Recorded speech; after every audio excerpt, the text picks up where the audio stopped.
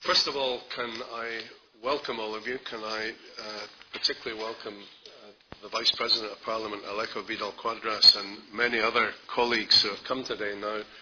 I want to start by saying a particular welcome to Dr. Massacre Bellucci, who is sitting along on my left.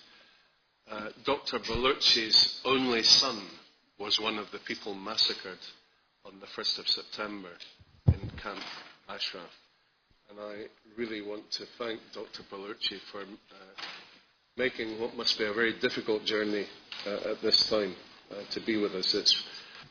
The President this morning, in response to my point of order, said, well, you should raise it this afternoon with Cathy Ashton. I have raised it every day with Baroness Ashton since the massacre. Every day. So has Alejo, so have many of us. Nothing has been done. These people could have been saved. 52 people that we warned would die are now dead. We warned repeatedly this would happen. And we're treated as if we've lost our mind, as if we've become, somehow seduced by this PMOI movement, as if we are not genuine politicians that are making a genuine warning of catastrophe. So this happens on our watch. The first massacre took place in 2009. It's 4 years ago we've been warning this would happen. There have now been 5 massacres. When the Americans left and the Iraqis assumed responsibility for the safety and security of the 3,500 people at that time in Ashraf, they then started building. They put the camp under siege. They wouldn't allow anyone to leave. They wouldn't allow any more visits from parliamentarians or lawyers. They stopped providing them with fuel and water. They had to buy that from outside Iraq at huge cost. They then erected loudspeakers all around the camp and blared high volume, high decibel insults and music and noise 24/7 to torture them psychologically. And what did we do? Nothing. Then they went into the camp for the first massacre.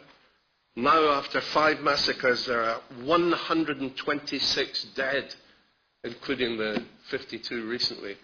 14 others have died because of being deprived of proper medical assistance. And what did we do? Nothing. What did Baroness Ashton do? After each massacre, I think she simply recycles the same press release, saying that she welcomes Nouri al-Maliki's assurance that he will conduct a full investigation to find out who carried out the massacre. Once again, after the 1st of September massacre that we've just witnessed, he said, this is nothing to do with me. I don't know who has conducted this. Terrorism is taking place all across Iraq. I have no knowledge of what happened to the hostages. But we know the commanders who took part in the command of this massacre. Our old friend Haidar Azab, he's been indicted for murder by his involvement in one of the previous massacres. The Spanish courts have indicted him for murder. He was on the scene. Ahmed Kozair, who was also one of the commanders of the previous massacres. Major General Jamil Shameri, the commander of the Diyala police unit, and Colonel Nahad, the commander of the military force at Ashraf. These 4 people are guilty of crimes against humanity. These 4 people must be indicted for crimes and must be brought to a trial in The Hague. And the person who ordered these people to conduct this massacre that led to 52 deaths, that person can only be the Prime Minister himself, Nouri al-Maliki, because he has retained control of defense, of intelligence, of internal security. All of that is controlled from his office. He must be held accountable for what has happened. For Baroness Ashton to welcome him saying that he would conduct an inquiry is like saying to Bashar al-Assad, We welcome the fact that you say you will carry out an inquiry into the sarin gassing of your own people in Damascus. It is ludicrous, absurd, and an insult to all of our intelligence. So, ladies and gentlemen, we are now confronted with the crisis of the 7 hostages. We are trying our utmost now at every high level in America and here in Europe to have some meaningful intervention. You will be aware that this massacre took place, and I think the reason why the head of intelligence from Iran was sent on the 29th of August to Baghdad was because they are smart. They realized the whole focus of the international community was on Damascus. They realized the international press were focused on Damascus. And they thought, we can get away with this massacre without the press paying much attention and without the West doing much. Well, I want today to say to all of you that I am Ashrafi. I have solidarity with these people. If these people, if their lives are so cheap, well, I say to Maliki, come and kill me.